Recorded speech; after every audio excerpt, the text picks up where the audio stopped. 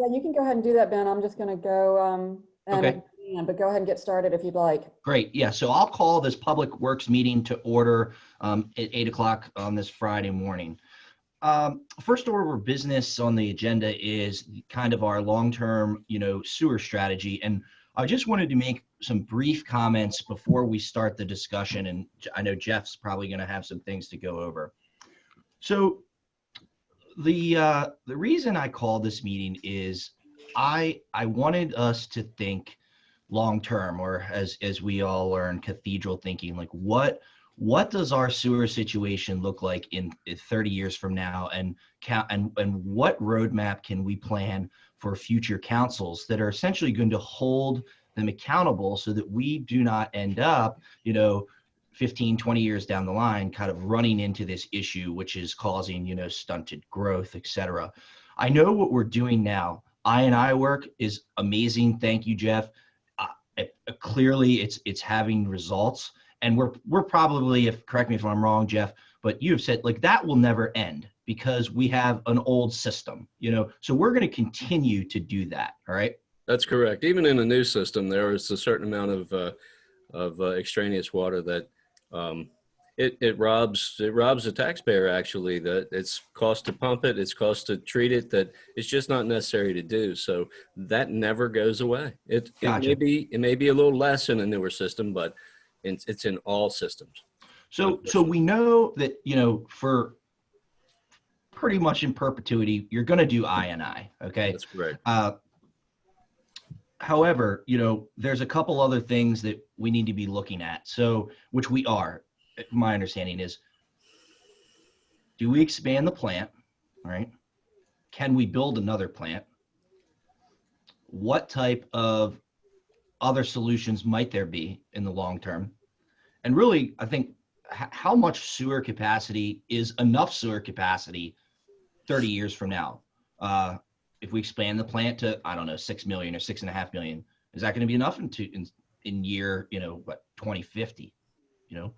I think those are things that we should be thinking about. And my goal, not necessarily after this meeting, but maybe some subsequent meetings, is essentially to have some sort of mini strategic plan for the sewer capacity issues that gives a roadmap and gives like checklists to potential future councils, whether that's next year, 8 years, 12 years, of let's check these boxes and have a plan so we don't run into this issue in 30 years. So that's kind of my thoughts on why I want to do this. If anybody else has any thoughts, please chime in, or we can turn it over to Barb and Jeff. I have one question. Yeah, go ahead. One question. Okay. Please. Jeff, we really can't go in the other watershed because I thought Baltimore City has that locked down as far as building a plant over there, correct? That's correct. I, excuse me, just recently had that discussion with Barb, actually. We really only have two watersheds, one that we're in and the one that for the Patapsco West Branch, particularly for us.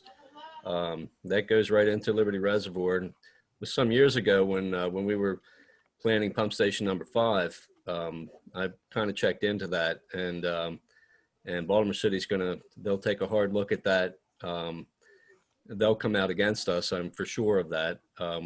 But at the same time, just getting a new NPDES permit anywhere is going to be, that's going to be problematic in its own right. So, I mean, I know where we put the plant. That was, figured that out some probably 10 plus years ago, but to actually get it permitted, I think it's going to be probably more difficult than our water reuse plans that we have there.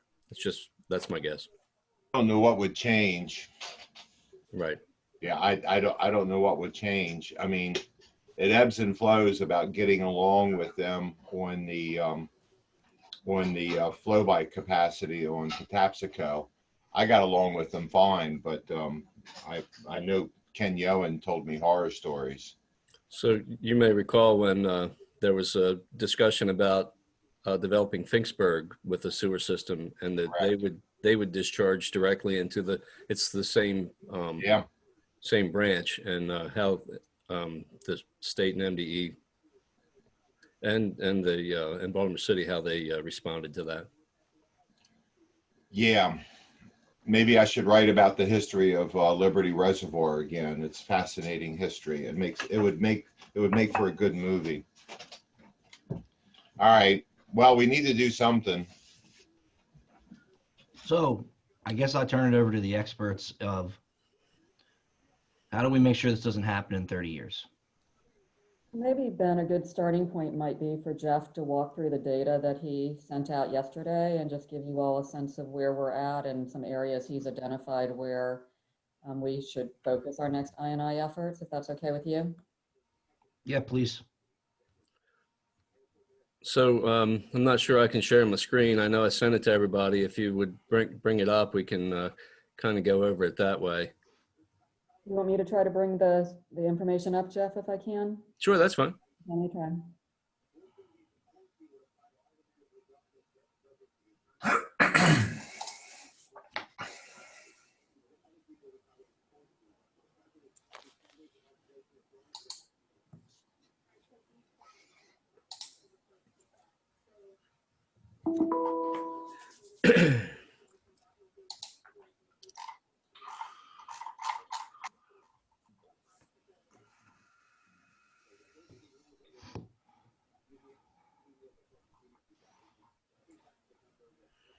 So while we're doing that, there's basically three options. This, of course, I&I reduction, we've have been talking about that for a little while.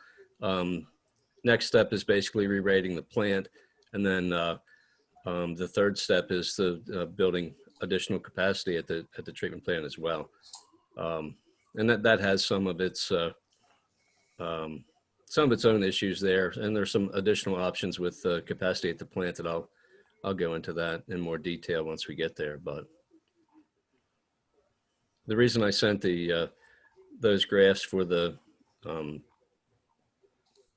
well, it was a couple different reasons. Three of them show the reduction in flows since the work that what we have done, and where that has taken us below our plant capacity. So, Jeff, do you want to, I don't know if everyone can see it, do you want to go start with the 2018 tab? yeah, that's probably a good idea. Mr. Glass, so I guess that one question I have while we're on it, so I don't forget here, as I know, after work had been done, back when we made some big repairs, some ones I think we were looking forward to seeing, the results from it. Uh-huh. We weren't sure, we have to factor in, rainfall and all those other things. So we had a pretty good feeling it worked really well, but we didn't know 100% if it did. Now that it's been a while, the graphs to me look like it definitely has, but I'd like your expert opinion on that before we get too deep into this. Yep, there's no question about it. The work that was done, it was actually early 2019. You can see what's, there at the bottom of the horizontal axis. Those are average monthly flows. So like in November, look at September is 9 million gallons.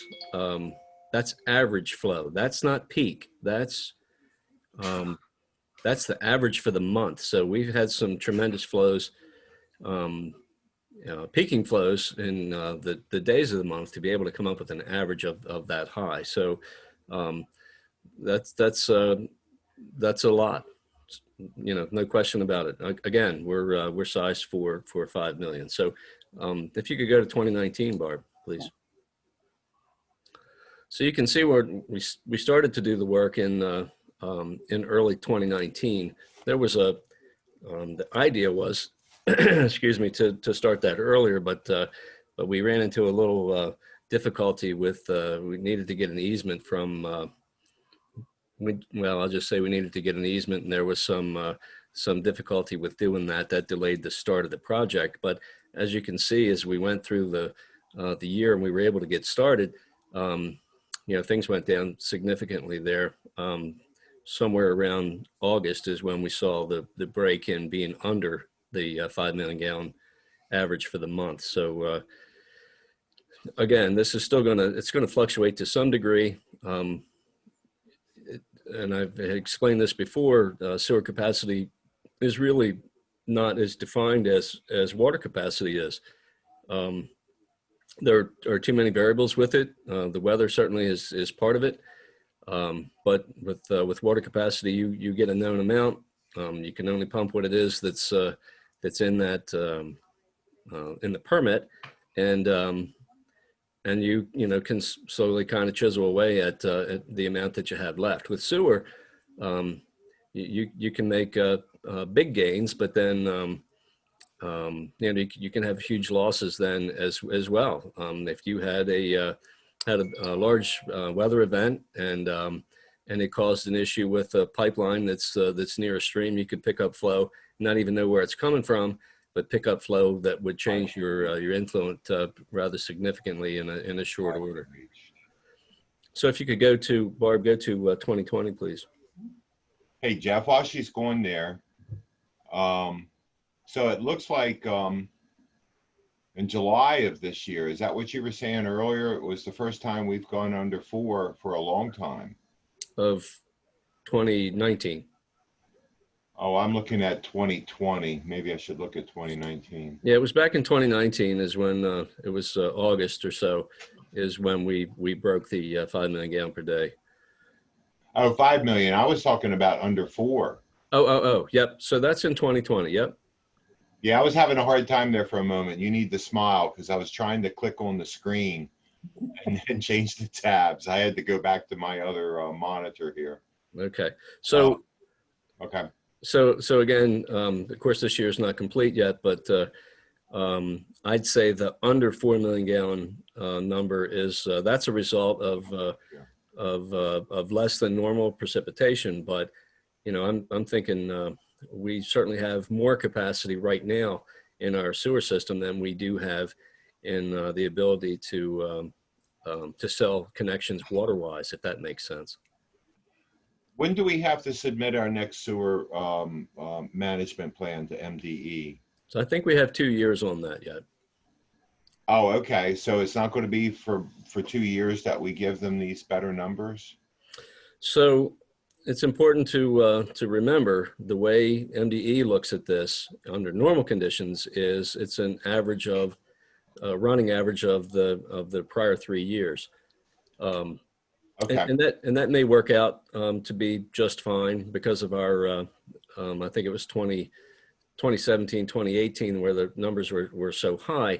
Yeah. But so we may be past those by the time we do the next capacity management plan. But at the same time, I think we would have a very strong argument that to show the work that we have done and to negate the higher flows from the year before, just because we can prove that the numbers are less and maybe would not have to be bound to that 3-year running average at the same time. So if you look to the current defects, this is kind of a running spreadsheet with the idea being,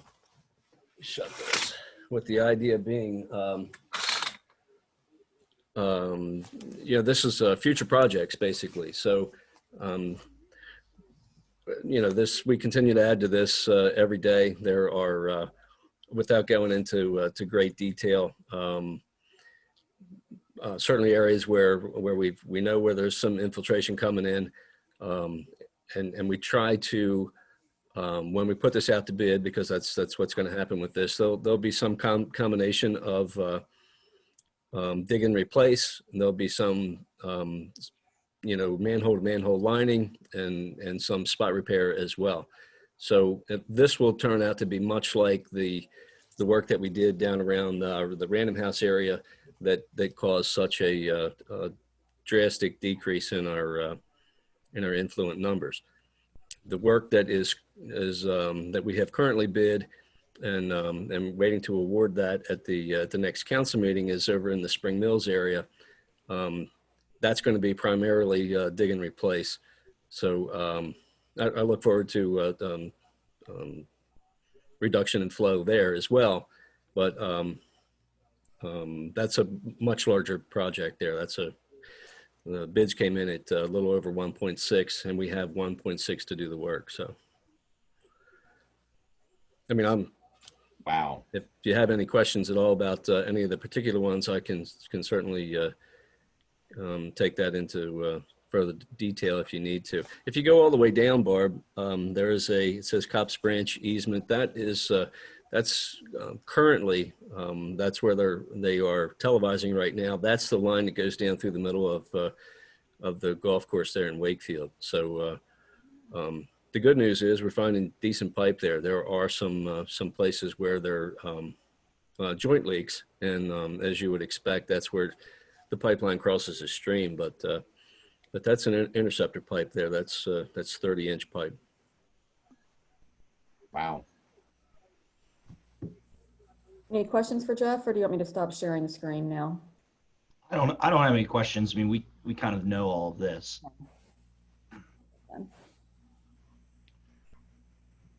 So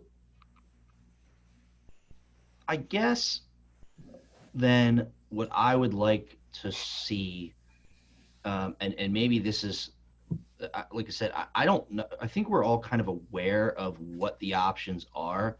I think now it's formulating like a timeline and a step-by-step on when we're going to do this. So what I would actually suggest is I'm actually looking at this strategic plan right now for water and sewer capacity. I would like to propose that the recommendation of the committee is that we include and amend the strategic plan to add the following 3 items, and don't take this as we have to write them just like this, but to continue I&I and provide funding for it, have a, however we put it, but start the process whenever we can or whenever we feel comfortable with MDE on the steps to re-rate the plant, and then plan or research engineering and fund a plant expansion. So I look at those kind of 3 things of a 10-year, within the next, I guess, and please correct my timeline, 5 to 10 years, and to me that's short term, so I'd like to add those to the strategic plan. And then, how do we know? Is that going to be enough? Mr. Yingling. Yeah, go ahead, Joe. So one question I had, and I know for a fact you're not going to be able to give me like a hard answer. But how much more improvement do you think we can see from these numbers just from I&I?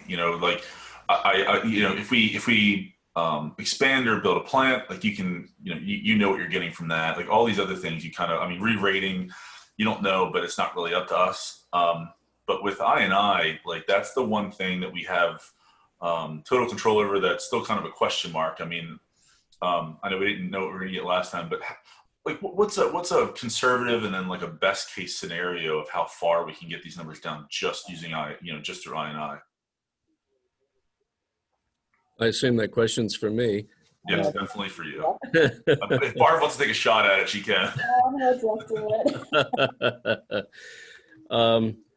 So my opinion is that we should be able to reach 3 million gallons a day through I&I reduction, not reducing by 3 million, but get down to 3 million. We're a little over 4 right now. I think finding another 1 million gallons a day is certainly feasible. Okay, so if we combining that and then re-rating of the plant, because obviously we're going to continue I&I. I think that's that's a given. Re-rating of the plant, that's one of the easier ways to get more capacity. What's again your opinion or the conservative and the best case scenario in terms of what we could get additional capacity by re-rating, and then we can figure out what the possibility is before the hardest but probably still the needed and long-term option of expanding the plant Yeah, so I plus re-rating, what's best case, do you think? So I think we could probably get, it's possible that we could get up to another 1,000,000 gallons a day in re-rating. Again, I'm not Nostradamus here, so I can't tell you for sure. I mean, although I do have the mustache that he did. Vlastradamus? So, we have some testing that we have to go through. And that's just going to be the normal testing that occurs at the treatment plant anyway. So that's going to be the data that determines the potential for re-rating. I don't think this would be the case, but if it would turn out that we struggle to meet our new limits, then the opportunity to be re-rated obviously is going to diminish. But I don't think we're going to have a problem with that. I think 500,000 to 1,000,000 gallons a day is not out of the question. But the next thing that has to be done is we have to complete the construction at the wastewater plant. Then I'm sure it's going to be at least a year of data and if MDE asked me, I would say it should be a year's worth of data. You need to see all 4 seasons in order to make a judgment call on that. But so I'm thinking it's going to be a minimum of a year worth of test data that they'll need before they'd ever consider re-rating. That's Reasonable. my guess. Yep, reasonable, makes sense. All right, so the last piece of this then. So if so ideally, I could get us down to 3. The plant being re-rated could get us up to roughly 5.5.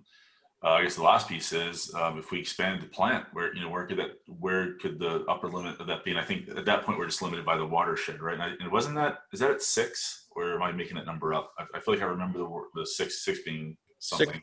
6.5 is the max that we can discharge in that in that receiving water there. But so and although this I think is even more of a stretch, environmental laws change and just things in general change. I mean, the political climate changes as well, but other things that could be done, because Barb and I had this discussion about water reuse. There are other terms of water reuse as well, like what we do with Performance Food Group, where that water is used but does not create a return stream to the wastewater plant. What else could be done? On the Eastern Shore, there's a lot of spray irrigation. Actually, Manchester even does that for the majority of their effluent, and that's during the warmer months. I think they still discharge to the stream in the winter, but that has to do with nutrient loading and that kind of thing. But so we could potentially have a influent flows to the treatment plant larger than what the stream can discharge, but those flows, the actual effluent would have to be diverted someplace else, like spray irrigation, like when Wakefield was a golf course, that was always an idea of mine, was to and actually there were pipelines in place to be able to make that happen, to dump some of that water to Wakefield. It could be, for agriculture. It could be for, if we had a power plant to locate to our area, that could be used for cooling water, for those kinds of things. So who knows what the future would bring, but as I said earlier, things change. But so there's a potential that we could do more than 6.5. We just can't dump more than 6.5 to the stream. That's all. I mean, it sounds like we have some good options. I mean, except for re-rating the plant, none of them are free options. But I want to see what the potential was, and if we start moving forward on these things, there's some good potential. So that's what I wanted to kind of hear. Thank you. Yeah, where are we at with the ENR project? It started out at like 42, 43 months. I know that there's been a few blips with the contractor, but what is your assessment of where we're at today? So I think overall, at least the most recent schedule changes that we've seen shows the completion date is not substantial completion, but final completion to hold. But I think where we are going to slip is by a month or two, and that's going to be milestone number 1. So all in all, at least for now, they're still sticking to the 48-month completion time. I have a question. Kind of going back to thinking really far down the line. Is there a way, does it make sense to do some sort of, if it's a study or some sort of analysis based on our growth, is 6.5 million in the year 2050 going to be enough? So I'm not the planner. My answer to that is going to be there will come a time that growth will be limited, if there is growth at all in Westminster. That's going to be, if it's not by water, it'll be by sewer, one or the other. There will be a limit as to how big we can get. I know that's not the answer you wanted, but No, it's not. even in the water reuse, the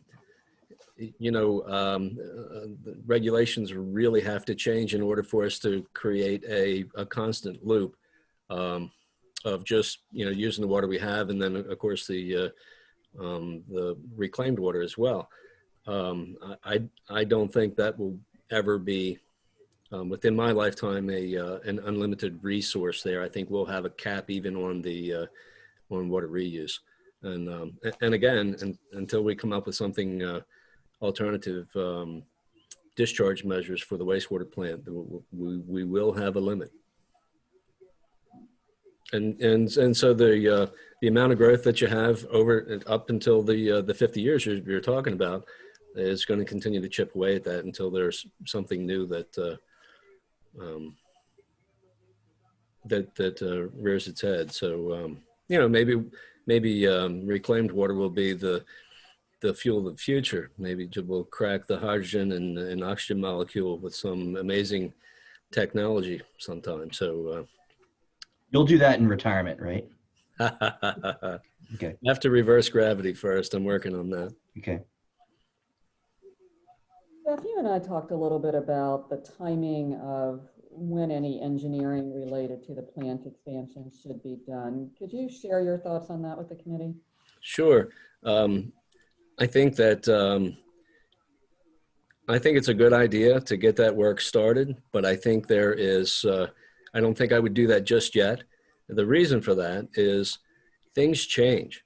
And what I don't want to do is what I would, so I make it sound like it's me. My opinion is that we should not have a design done and put it in a can and wait for 10 years until that time is right. Too many things happen in between times, and you'll pay for the engineering multiple times. If pay for it again. Yep, absolutely. So I would caution against that. I would say that maybe the idea then would be once we're in the process of trying to re-rate or have re-rated the treatment plant, maybe that's the time to start into the design to take us to 6.5 million. Okay. Mr. Yingling. Mr. Dayhoff. Mr. Glass, has MDE looked at, are there any studies about the big picture, about sewer capacity? Baltimore has continued to lose population. I mean, does that have any does that affect any of the dynamics, or the rest of the state has, the population of Maryland has continued to increase, but is there a big study that we can take a look at that MDE has done along the lines of what Mr. Yingling is suggesting, 30 years or 50 years? So, and again, I want to stop short of calling myself a planner here. I don't even plan what I'm going to have for lunch. So asking my opinion about planning is probably, smoking in the powder room here. But My recollection is that through the smart growth initiatives, what we're supposed to be doing is concentrating development around existing infrastructure, which would mean not people leaving Baltimore City, but people heading to Baltimore City. I Right. think there are other forces that are preventing that, but I think that's the position of the state, because the whole thing about more cars off the road and that kind of thing. That's I'm pretty sure that's the direction. I'm unaware of a study that that I could point to counter that. I asked Governor Glendenning about that also, and I just asked that just recently, a year ago or so, and he said that I don't want to speak for Governor Glendenning, but the sewer and water capacity is something that it has such a paradoxical effect on what we want to accomplish with smart growth. I mean, it almost forces development outside of the developed urban areas, and that's not really what we wanted to. Yeah, I would look forward to a change. If I Thank can you. comment, I think Mr. Glass actually made a really good point that things in 30 years could be very, very different. So Yeah, I'd want to go back to, I'd like to also add something, some sort of language to our plan that, look, 30 years from now, who knows what Baltimore City will be or won't be. So I don't necessarily want to write off the idea that 30 years from now we could build another plant, because of course there are some barriers. However, things could change in 10, 15, 20, 30 years. So I would like to at least have something in our document that says, just remember, this is an option, or, I mean, it is an option. Whether we can do it or not, that's another story. Is that kind of what I'm hearing, Jeff? Is there's definitely barriers, but it's So think through this with me.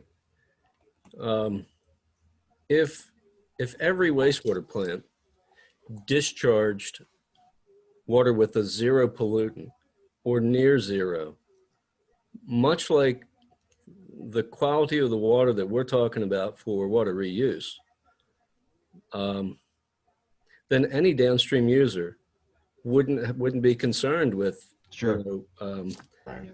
Any of this personal care products or any of that kind of thing. So what if it went that way? What if everyone was required in this 30-year period or 50 years, whatever we want to talk about, that you meet those stringent guidelines? If that's the case, Baltimore City probably wouldn't have a problem at all. They'd probably welcome additional flow into the other watershed at West Branch Patapsco. Now, again, that's could be quite the stretch. That's going to cost a lot of money to have that happen, but well, I can't say that wouldn't be the case either. So, that's more of a Sierra Club kind of thought, but that doesn't mean that couldn't occur, and that we wouldn't have tremendous expense to just with the treatment plant that we have now. That to upgrade to those kinds of standards, it would cost a lot of money. But again, things are so subject to change, and technology changes is probably what would drive that more than anything else. Again, I don't want to come off as Nostradamus here, but there are so many things that variables with this that, and I guess to just go back full circle, I think the idea of hammering on the I&I reduction is what's going to get us there first. But Sure, I agree 100%, 100%. So I guess if anybody else has, I mean, I think we kind of tackled this issue to as much as we can. I think my recommendation is that with the consensus of the committee, is that I would like to add kind of those 4 points into the, hold on, I'll tell you, I just closed the strategic plan. I think there's a water and sewer management section of the strategic plan. I'd like to add those bullet points to make sure that they're in there, because I think they're incredibly important, because without them, really the rest of the strategic plan may or may not be able to be done. So does anybody on the committee object to that? What was the fourth? The one was amended plan. Yep. 2 was continue the I&I. 3 was contact MDE on steps to re-rate the plant. What was the fourth? Some sort of language that says we're not ever going to shut the door, or we're not shutting the door on continuing discussion about a brand new plant. Because I mean, you talk about like the expense to it, Jeff, and that you make a good point, but how expensive were computers in 1970? Absolutely. Absolutely. I agree with you. And I think so there are advances, and I apologize for talking over you here if that's. No, you're fine. You're good. This is not the Trump-Biden debate, but I think there are tremendous differences already in membrane technology, where some years ago it took much more energy, much higher pressures in order to achieve the same thing. Water pressures of 400 psi. That's all been backed off now. It's less than 100, and that's just advances in technology that has done that. Great. It's always going to be the case is that advances in technology is what shapes our future more than anything. So, Mr. Dayhoff, does that answer your question on the 4 things? Yes, sir. And I guess that will be memorialized in the minutes or whatever, because I think it's I really appreciate you bringing it up, and I think it's some good stuff that we report in the council meeting, that this is what we came up with. I think it's So great. the Thank you. amending of the plan, Barb, is that a resolution or is that an ordinance? It would be a resolution. You adopted the strategic plan by resolution, and then you also amended it. So if the committee is supportive of this, I can just, and maybe you could report out at the next meeting and kind of share with your colleagues that this is what the Public Works Committee is recommending. And unless there's any objection, then I can go ahead, Ben, in the interim, and draft up something for you to distribute to your colleagues for them to take a look at, and then we can put it on the following meeting if that works for everybody. That would be great. And then I'll reach out to each of them individually to kind of surmise the discussion. Okay, if they have any issues. work on drafting some language for you today, and just so you have it for the next meeting. Thanks. Sure. Thanks, Mr. Yingling. Thank you. Perfect. All right. Second agenda. Joe is going to dig up all the sidewalks for us. Yep. And Mr. Yingling has committed to hauling it away in his truck. I will do that as long as it's not on fire. The pumpkins, like the 100-pound pumpkins. As long as it doesn't catch on fire like it did a couple months ago at the dump. So that's right. So we there have been discussions about a lot of different pieces of this. The entire time I've been here since 2017, and I feel like there's a desire to address this from everybody to differing extents, and again, all the pieces of this have been discussed separately, and I'd like to come up with a plan that puts them all together, and it kind of creates a plan to address our streetscape in our downtown, specifically on Main Street, but it doesn't have to be just Main Street or the other streets around it. But when we think about like historic downtown area, that's really what I want to address first. And I think it needs probably the most care when it comes to these things. But the pieces of it, I'll go through the pieces of it first, then go through each part separately. Would include our sidewalks, our parking meters, and Mr. Dayhoff last night when we were discussing another matter, brought up LED lighting, which isn't as much in our control, but we can certainly affect and work with BG&E on, or you know, or to what extent, I don't know, and that's why we have you guys here.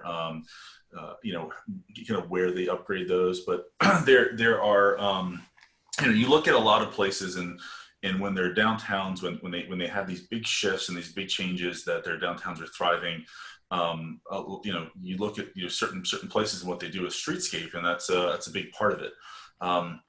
You know, we're investing a lot of money in water capacity and sewer capacity and internet capacity, and we have sidewalks that are a mess. So we have an interesting situation with our you know, with our sidewalks. How, you know, I guess the relationship between the sidewalk, the owner of the property that's in front of in the city, and you know, we want to be creative in how we address that. But I would like to see a plan that would address the sidewalks, the you know, the parking meters, and you know, and potentially the LED lighting, and maybe there are other things, and that's why I wanted to start here. This would certainly involve not just this committee, but it would be, you know, it would be finance, it would be economic development, and with the meters, it would even be public safety. So I think this is the place to start. Start to come up with a plan. We have the people, you know, the staff here that would be implementing, you know, most, if not all of this, and I wanted to kind of start that discussion. I'll start with the parking meters because I think that's the easiest. I think the parking meters, there's nothing really prohibiting us from doing it. I don't think the cost is going to be so great that it's that's a huge factor in whether or not we can get this done and get it done quickly. I think it's just a matter of making some decisions on options and then just getting it done. There's some coordination because depending on what the options we choose, like for instance, you know, some vendors have some very high-tech looking equipment with the kiosks and stuff. The stuff that you'll see a lot of places, like if you've been, you know, Baltimore City, and that may or may not be the look we're going for and the features we're going for. There are also vendors that have all the same, you know, all the same payment options using credit cards and apps, which is I think what everyone really wants to get to, credit cards and apps, but keeps the same kind of feel of a old you know, like an old Main Street, if we want to keep that look. So we have some options. And then there are also some other factors that play into it, like how you know, money's collected, whether or not we want to offer changes and option moving forward at all. And then how it's enforced. Enforcement, depending on what technology you go with, gives you different enforcement options. So I think there are a lot of things we'd have to figure out with it. But that's really the only thing I think that's, you know, prohibitive, is that we'd have to make a lot of small decisions on, you know, in terms of what we want and how we want it enforced and so forth. But I think getting it done, you know, once we make those decisions, I think in terms of cost and everything isn't a huge factor. So I want to start with that because when we get the sidewalks, it's that the cost is a huge factor. So, Mr. Mayor. Yes, sir. Can we come to an agreement or a consensus that we would begin putting together an RFP for the purpose of gathering our thoughts about improving the parking meters? Because I mean, we have a number of examples from a number of other municipalities that have undertaken the endeavor. It's almost copy and paste.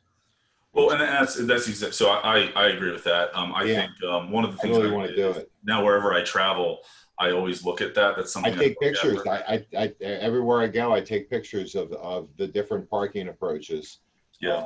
But an RFP would really, I think I could really get the ball rolling, and I don't think it's going to take a lot of time.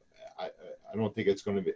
It's literally cut and paste and put the word Westminster in. I would say, I think that if it comes in RFP and if there's a different way we have to do it or a different way we should or want to do it, you know, please interject anyone.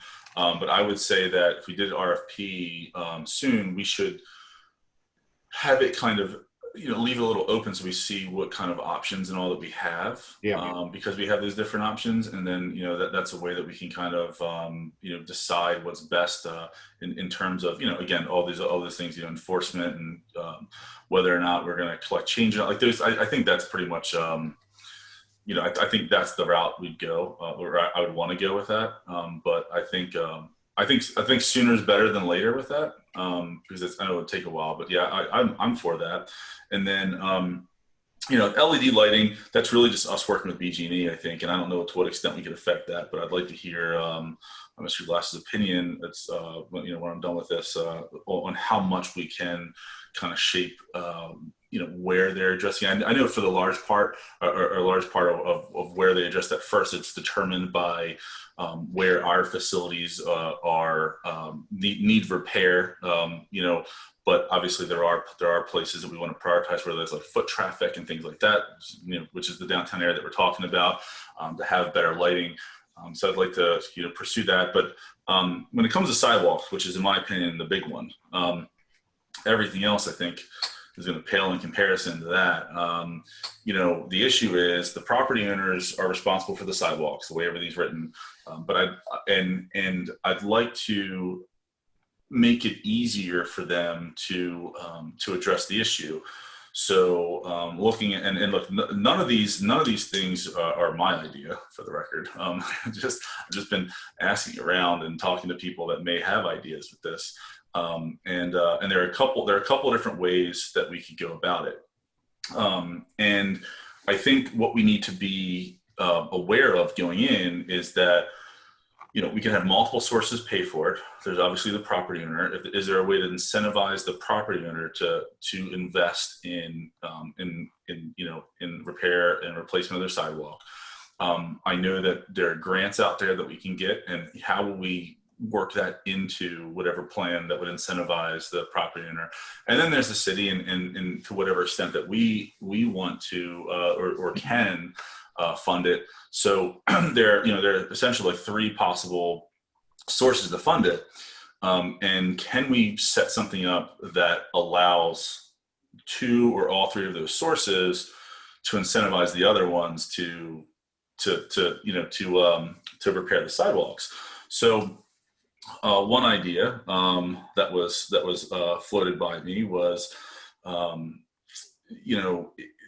the two things that are a hurdle for a property owner. One's finances. I think that's the biggest one, is actually paying for it. The other is, actually running the project. Not everyone's a construction project manager, and even if they put some money into the facade of their building and they have a sidewalk that's all bent out of shape, it's a pain in the butt. They have to get permits. They have to do all these things. So if there's a way that the city can streamline that, run it as a project itself, and then bill the property owner, which I would say the best way to do that is to bill them, but bill them in a subsidized way from the city. So I'll give you an example, and none of these numbers. None of these numbers are really like numbers that I had in mind for what we're going to do. I think that's what I really want to discuss. But just to give an example, if the city ran it as a project, right? So Mr. Glass, we could bid it out, get a contractor, right? That would run all the concrete products, or multiple contractors, however we want to do it. And then we could have people. So let's say we'll use any Main Street business. So any Main Street business that they put money in the front of their building. It looks nice. They want to fix it up. So they say, okay, our stretch of the sidewalk, how much will it cost? We'll know, because our bid will dictate how much it costs to replace the sidewalk based on the number of feet that they have in front of their building. And we will say, if they put the money in, we can bill them with their tax bill over X number of years, right? That could be 2, it could be 5, it could be 10, whatever we want it to be. And the city will subsidize it to some extent. So we'll have an idea of the grants, and if there's some money that we want to throw at it ourselves, we can say, and it could be done a couple of different ways. It could be done by percentage. I think at some point, Barb, you said, you talked about a plan maybe that would be like half the city, half the property owner. That would be expensive for the city, but it's a route. Or it could be the first 500 or the first $1,000 of it, whatever it is. The city would manage the whole thing. The person wouldn't have to worry about permits. or shutting down the sidewalk, whatever that entails. I know that's a situation. Most people don't understand, ADA compliance. We do. We manage the whole thing, subsidize it one way or the other through grants or through, city, capital funds, or both, probably both, and then incentivize it. My idea, while it could be extended, would be to have a finite period of time that we do this, to incentivize people to do it. If we say over the next 2 years, we'll have a plan, that you can apply and do this, people are more likely to get it done than if you say, well, this is, in perpetuity or until we stop it. Because it's really easy to say we'll do it next year. I think we come up with a window that allows people to, or will incentivize people to get it done, and we go from there. I mean, there's a couple different ways we can go about it, I suppose, but I wanted to get that idea out of it, and I pieced that together talking to multiple people, half the people that are on this call. So I wanted to just run that by, but I really would like to take all of these things and put them into one plan, because they all kind of have the same goal. I think we want a more accessible, a more walkable, a more visitable, downtown Main Street area. So I'm done spewing for now. If we want to volley it up, if anybody has anything to say, if I said anything egregious during that, Mr. Glass or Ms. Matthews, and you want to correct me, go ahead now. Let's start with that. Not correct you, but I'll just a couple things. These are obviously minor issues that were addressed in the budget process this past year. On the parking study, you may or may not recall that we did include funding in the FY 2021 budget, not only to look at the meters, but kind of the overall downtown parking system in terms of where we actually have meters on the streets. What are we charging for the garage permits? What are we charging for the actual, trying to actually come up with a little bit more of an integrated parking plan. So we do have funding to get that started. And now that we're kind of through the finance director process, my thought was to assign drafting of that RFP to Ms. Palmer. So she and I have already spoken about that. So unless the committee wants to change direction, I can get her going on it. With regard to the sidewalks, at your next meeting, if time permits, we may want to have a closed session with Ms. Levan to share with you some legal perspectives about that. But as the mayor indicated, we have been talking for some time about having some type of grant program to kind of help incentivize people. There is some funding, I believe, in the FY 2021 Street Department operating budget for that. Certainly, those grants could be targeted in whatever way you wanted, but I believe it was envisioned as a 50-50 plan. Mr. Glass and I've also had some discussions about that. It's been a while, Jeff, so you may not even remember this, but the difficulty that individual property owners may have in finding a contractor who's going to come out and just replace one slab in front of their house. So I know Jeff was very supportive of maybe the city having sort of an umbrella contract like the mayor was suggesting, and where the city could basically kind of help with the contracting part of it and with the inspection part of it of the work. Jeff, am I mischaracterizing? Like I say, it's probably been more than a year or two since you and I've talked about that. Oh no, I think you're spot on. I think that even to take that a little bit further, we did do this back when Green Street was completely reconstructed. It was in the area around Belgrove Square that we kind of had a sidewalk club that if you wanted to get your sidewalk done, we included that in the, although there was no subsidy that took place, but the city was certainly involved with the contracting part of it, and turned out quite well, as I recall, just in the economies of scale, because we had so much sidewalk flat work that was being done at that time. So there were big stretches of sidewalk that was completed there on Bell Grove. So. And taking that just a step further, it was, although a number of years ago, this almost exact plan, with the exception of the subsidy part of it, is what was put forth, but never gained any traction. So I certainly agree with what you're saying, Barb. It would probably be a good idea to speak with Alyssa, um, just to be for sure that we're all good to go with that. Yeah, and I can try to, Joe, obviously you're on this call, and, the next council meeting, see if we could have a brief closed session for her to talk to you about it. I do have some examples from the prior state that I worked in of sort of sidewalk grant programs that I can send to the committee. I've been trying to collect that information. Um, I mean, I think there's will from everybody to do something about the sidewalks one way or the other. We just we got really, we really do. Did I refresh my memory? Maybe Mr. Glass remembers. I mean, we bonded out West Green Street, didn't we? That's correct. When's that bond? When are we going to pay that off? No, I can check on that. Yeah, yeah, if you could check on that, because another idea would be to take a look at some of the critical sections and bond it out and indemnify it with the capital benefit assessment.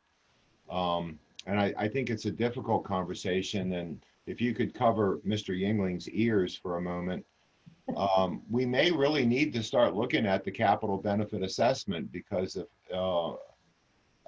the whole purpose of the infrastructure benefit assessment is to take care of the capital maintenance of the infrastructure. A number of years ago, we discussed that because of GASB 34, we were looking at depreciation, and we were looking at that the capital benefit assessment needed to be enough money to pay to fully fund the depreciation of those capital assets for the sidewalks and all.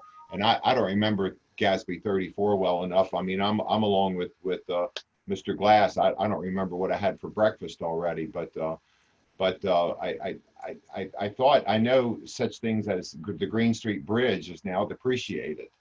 I thought we included the sidewalks in that depreciation schedule, and it should be fully funded by the capital benefit assessment.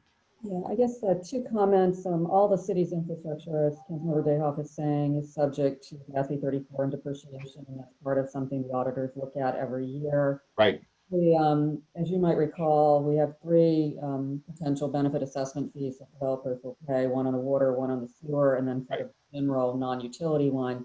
Right. And those ones are specifically targeted and must be spent on things tied to growth, which has been somewhat limiting. But for example, in FY 2021, we did have certain equipment we're purchasing for the Public Works Department, Police Department in particular, because it was tied to development in Stonegate, that they needed additional pickup trucks. But we have struggled a little bit in finding those growth opportunities tied to development that we can actually spend the capital benefit assessment money on. Right. Here, I think we're spending about $360,000 or somewhere in that range on equipment for Public Works. So it was a nice fit this year. But I can certainly get the debt service schedule. We have a number of bonds that are getting subject. Well, yeah, because we've a number of us have sort of discussed that. If we could, maybe we need to take a look at, a comprehensive look at what the debt schedule is and what the bonding out. I mean, we borrowed the money for the parking meters a number of years ago. I'm sure we paid that off.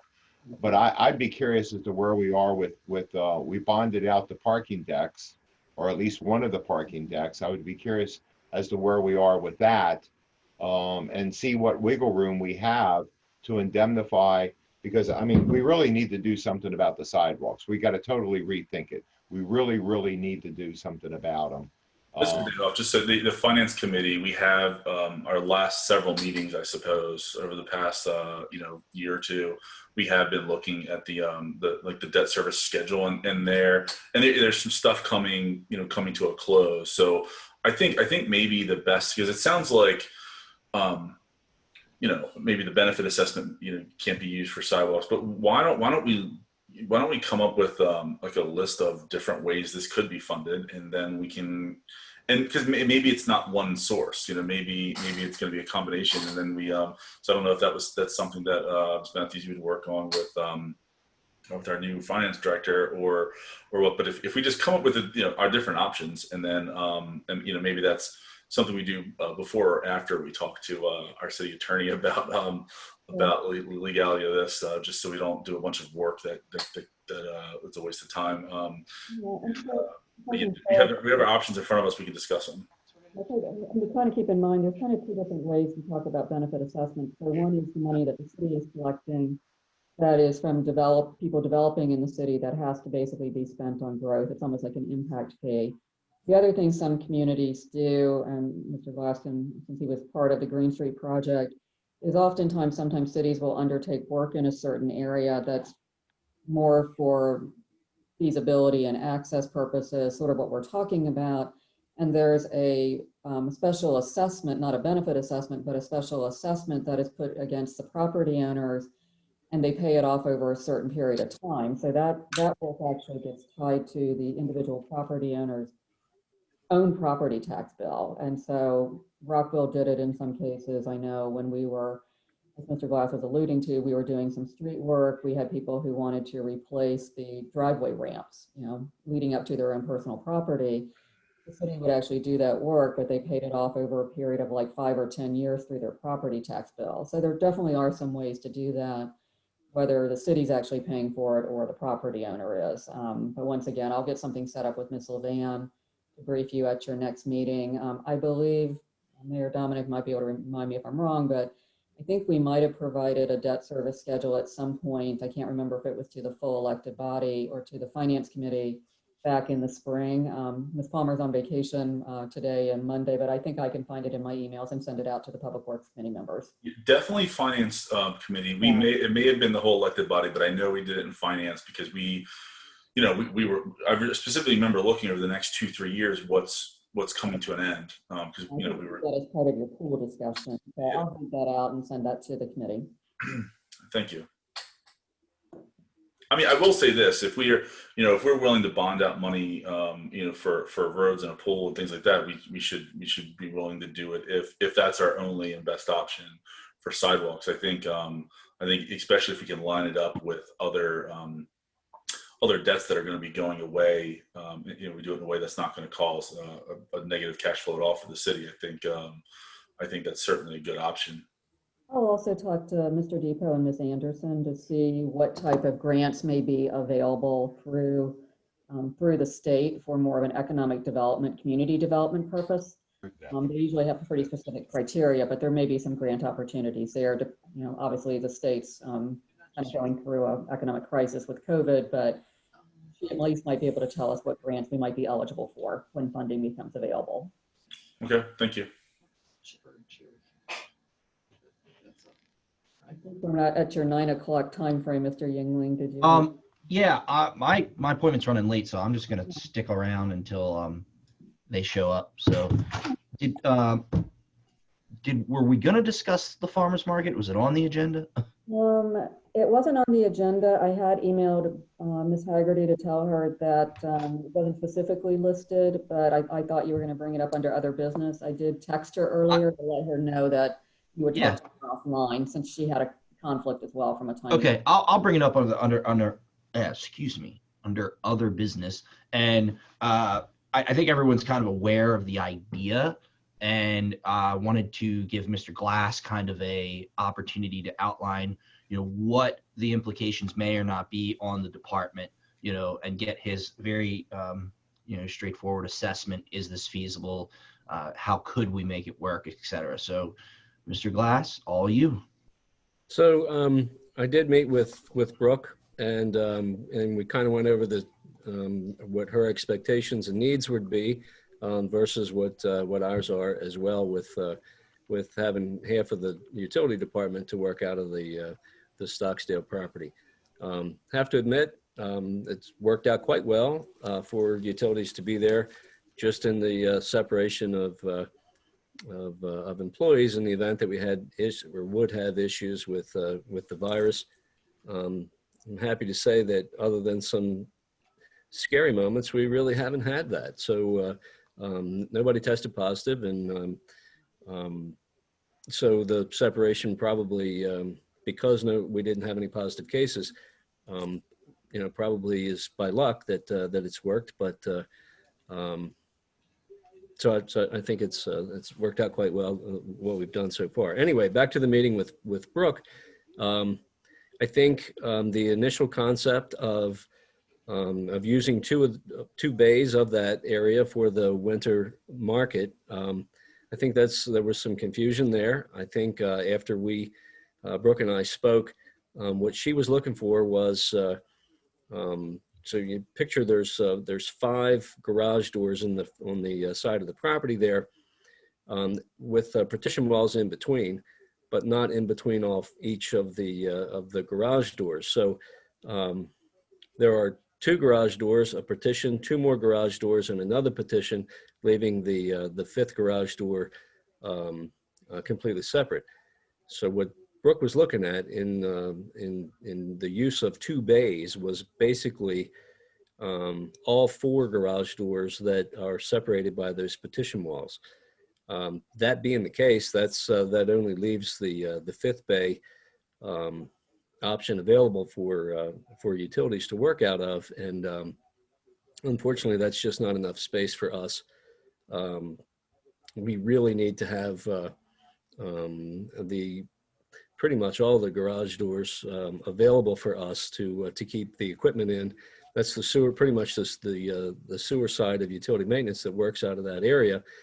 And in the wintertime, that equipment that they use needs to be heated just so that we don't have a freeze and burst kind of a problem with that stuff. So while we certainly support the efforts of having the wintertime market, and again, it can be done, but I don't think to coexist between utility maintenance needs and the farmers market needs, it would take too much running back and forth and changing the equipment out, like over the weekend kind of a thing, and only to go back and get it again on Monday. I think that's far too cumbersome and not a good use of our time. Probably not.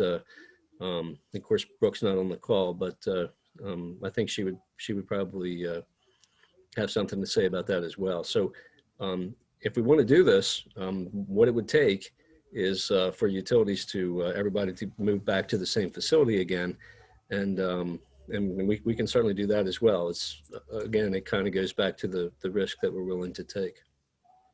Mr. Yingling. Mr. Dayhoff, yeah, my appointment's here, but I'll be about 2 more minutes, and then I'm going to turn it back. I guess Mr. Dayhoff can take over as the chair. So One go of ahead, the Mr. Dayhoff. One of the ideas that I have had, Mr. Glass, is if you're going to continue to separate the crews with utilities maintenance, and that makes sense to me, I'd really love to do something about the maintenance buildings at Wakefield Valley. I really would. And if it's the consensus of the council to go ahead with the winters market, I wonder if utilities maintenance would consider, instead of going to the Stocksdale property, go to the Wakefield Valley property and see what we can do about cleaning that up a little bit and getting some use out of it. So we are using the downstairs portion of the main building at Wakefield, but how about the maintenance buildings? Well, so they're not heated or insulated. That's the issue there. So, okay. But that was a consideration. We had thought about that. Okay. What do you want to do with this? The questions for me? Yeah, I'm just sort of, Mr. Yingling dropped off. I guess, because I thought you made some fair points about utilities maintenance at the Stocksdale property. I mean, that seems like an awful lot of work on the part of utilities maintenance, and I wonder what was Brooke's response? I mean, I wish Brooke were on. She may now be available. Do you want me to see if she can jump in? Yeah, yeah, because I mean, the idea of having a winter's farmer's market or something to bring folks in the wintertime in the downtown area of Westminster is really attractive, but I'm really sensitive to what it is that Mr. Glass just said. And I guess I really hadn't thought about the fact, that the Wakefield Valley is not heated. I don't think they were ever heated. Were they, Mr. Glass? I don't think they ever were. Those sheds were not. There was a No. small office area that has oil-fired heater in it, but that's only for the office area, though. So Yeah. additionally, when the conversation with Brooke, we tried to brainstorm to come up with other areas where in and about downtown that where this could take place. And of course, we threw out some ideas, but I think they'd have to be fleshed out to be for sure that they would meet her needs as well. Yeah, I guess, yeah. Yeah, I I'm think not, the problem is, I don't know, well, we may or may not get Brooke here. And I think, Ben's been the one that's been working with him the most. So we may not be able to figure this out today. okay. But Well, let's see. We'll see if Ms. Matthews can get Brooke on the phone here, Miss Haggerty. I mean, obviously, when we got Stocksdale, it was economic development, economic activity minded. I don't think the plan was this, but we also didn't plan for we didn't plan for COVID-19 worldwide pandemic where we had along to with spread everybody the out. rest of the world. I think everybody really wants a winter's farmer market option, but we gotta be able to operate too. So I guess it wouldn't be feasible to put a big tent up and leave it up for a couple of months. I don't know what to do. I mean, because my idea about the Stocksdale property is if it's going to be a while before we do anything with it for economic development, maybe after the pandemic, I'd like to clear the property and maybe use it for maybe we could figure out a way of doing something with parking. I was trying to remember with the Saranakas, the Goodwill lot, we developed that into a parking lot. And did we have a 15-year lease on that? Do you remember that, Mr. Glass? I think there were 10-year leases. They were 10-year leases. So we did that infrastructure improvement and indemnified it with a 10-year lease. I mean, at this point in time, it might take us 10 years to do something with Stocksdale, because I'm not going to see the economic development community recover from the pandemic that quickly. It's going to take a while. I don't know. I'm looking at your facial expressions, Mr. Mayor. What are you thinking? I don't know. Sometimes I'm too optimistic. I just don't think it's. I mean, I don't know. There are different things that we want there, Yeah. but I'm not so sure it's going to be that long before people are developing again. Okay. Especially the fact that whatever goes there, the process is going to be so long that they're looking out, before the demand's going to be there for whatever it is, whether it's it's a hotel with a first floor retail, or if it's mixed use retail, residential, whatever it's going to be. Someone's looking at it today. They're looking at it for how many years out before it's actually done.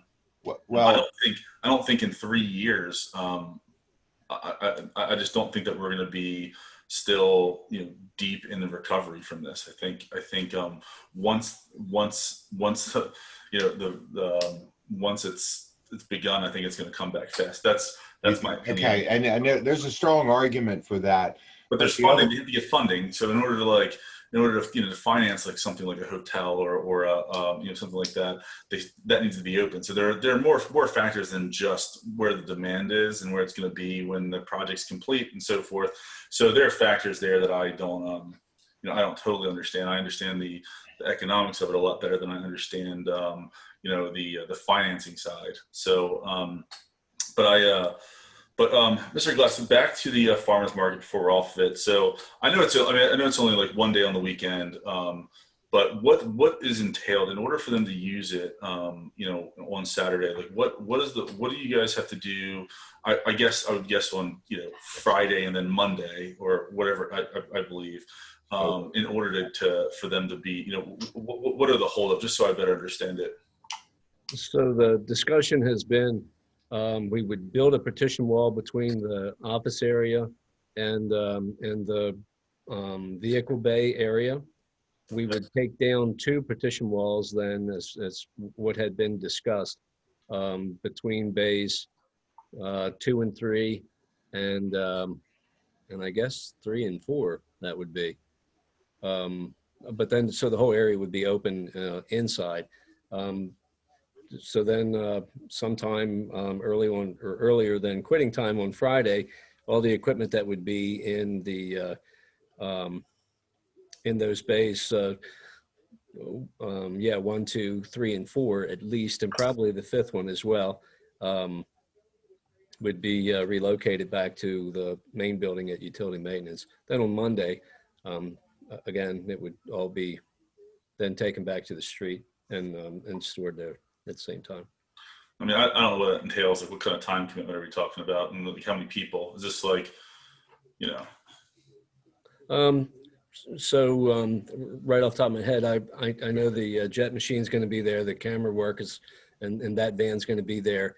But I can't tell you what all equipment is even stored in there right now. But so it'll take 4 people an hour, I guess, in each direction. I wonder if, since Ms. Haggerty's not available, I wonder if we maybe want to get Mr. Glass and Ms. Haggerty together and Mr. Yingling together, and maybe they could come up with a report. I would have no problem whatsoever having another meeting in a week or 2. I guess we need to be planning on it. I'd be curious as to her projections as far as how many folks want to take advantage of a There she is. and there she is there. While she's well, maybe I'll wait a moment. So Ms. Haggerty, we're talking about your proposal, your idea of having a winter's farmers market. And we're talking about the logistics and the challenges with reformulating and renovating the Stocksdale property so that it would be available. I wonder how many, do you have any projections as to how many folks want to take advantage of a winter's farmer market? Well, let me go back to saying it. Let me start off with this. This was not my idea, the winter farmers market. I was approached by the city, and Josh Ambrose. So this was not my idea. So I don't want, there's no way, shape, or form for me to take credit for this awesome idea that they had. But I am more than happy to help facilitate it. I probably can get at least 10 to 12 vendors. I mean, there's a lot of interested parties. So I wonder if it'd be okay with you if Mr. Ambrose and Mr. Yingling and you and Mr. Glass get together and maybe come back with a plan, because we're certainly willing to listen to it. Well, Jeff and I already talked about it, and it doesn't look like it's feasible with the fact that with Public Works being in there now. I mean, there's an issue with COVID. I mean, so I mean, that's the most important thing now, is that that the staff of Public Works are safe and accounted for. The market is the least of, that's way down on the totem pole. So I mean, the email that Jeff had sent out last week, I was just like, yep, that's fine. Let us know if anything changes and Public Works goes back under one roof, and the city would be willing to let us use Stocksdale, then I'm all for it. And there's very little that would have to be done if that were the case. But I don't even think that we, at this point, the Public Works going back under one roof is not even an option. Is that correct? Well, yeah. I guess my other thought is when does the Westminster Farmers Market, when does the current farmers market end? And it's in November, isn't it? November 21st, yes. So, I mean, we're looking at a month to accomplish an awful lot. I wonder if we just keep this in the back of our mind and maybe look forward to doing some careful planning for next winter, not necessarily this winter. Well, I mean, here's the thing. This is my thought process on it. If something happens in the next, we've got 45 days, if something happens in the next 45 days that we can do a winter market, it would be something that would be very easy to be like, yep, we're going into Stocksdale. There's one wall that has to come down that looks like it's not a load bearing wall at all. It looks like it's just some, plywood up there with some 2x4s. Excuse me. So, I mean, we'd be ready to go this year if need be. And if not till next year, then I'm definitely down for next year talking about it, you know, Okay. but hopefully next year there's a developer there developing an amazing property. Well, that would be, okay. I Ms. Haggerty, we're hoping that we'll get a developer to develop a 4-story farmer's market. So I hope you're ready. I I think- might need a raise. We're actually going to have a farm at the farmer's market. I think, yeah, on the top floor. So I had also heard that it was an idea that Mr. Ambrose, and who was the other individual? Graham Dodge. So just Graham, yeah. just so everyone knows, Josh Ambrose and Graham Dodge came. I think they originally sent the email. I don't know who else was on it, but it was to Ben and I, and then Ben took it and ran with it. I was in deep in hiring processes for directors, so they kind of ran with it, and but it was their idea. They brought it to everybody. They kind of brought all people together on it. So they should probably, we may want to include them on the brainstorming of other options maybe too. Yeah, maybe, yeah, because I think what we're seeing is I'm not sure that 45 days is enough time to do the petitions and figure out what to do with utilities maintenance and that sort of thing. I think, but I'm not expecting I would like anything to happen. I would like to look at some careful planning and maybe look at doing something next year if that's okay with everyone. And if Mr. Dodge and Mr. Ambrose, if they have another idea, I'm more than willing to listen to it. But I think with all that we have on our plate these days, I'm just not so sure that 45 days is going to be enough to put together a winter's market. And you only have one opportunity to make a first impression.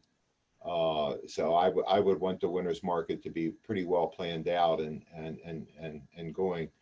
Mr. Mayor, the one thing that I have in the back of my mind about the Stocksdale property is that when we built the 2 parking decks, one of the ideas that was floated was to market the surplus surface parking areas to help indemnify the parking decks, and 20 years later, we still have the surface parking areas.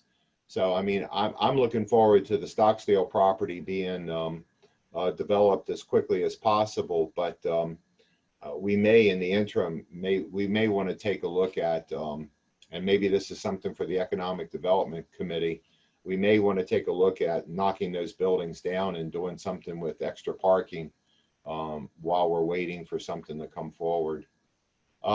Is there any other business before us today? I have one question. I'm not sure it's for Public Works, but are we finished with? I think Ms. Haggerty, if it's okay with you, I think we should talk to Mr. Dodge and Mr. Ambrose and maybe see what plans we can come up with for next year. I think that's all fine and well, but Kevin, I'm going to be really honest here. I mean, it's not going to be much to put together a winter market if by some miracle in 30 days they say, okay, 2020 never happened, let's get back to normal. And I mean, it would not really take that much because I don't think it's going to happen. So I don't think it's going to happen either. So I mean, I'm down for waiting for next year. I mean, I think that's fine. And maybe plan it out well. Yeah, if by chance it could happen this year, trust me, I can make it happen. It doesn't. It would not take a whole lot. And plan it out well. Yeah.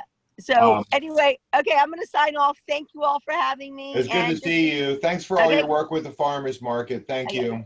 Thanks. Bye-bye. Okay. The only one last question I have under other business, if it's okay with you all, I would be curious, who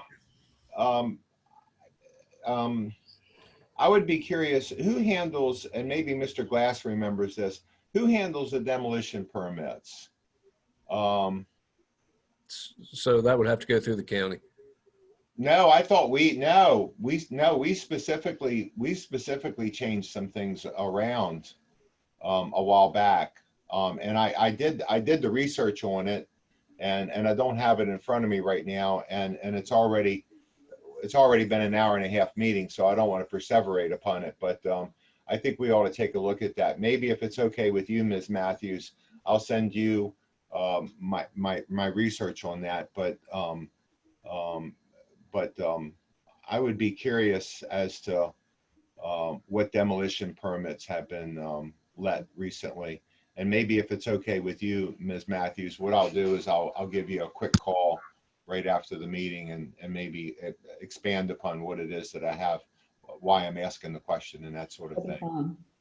fine. Is there any other business before the Public Works Committee this morning?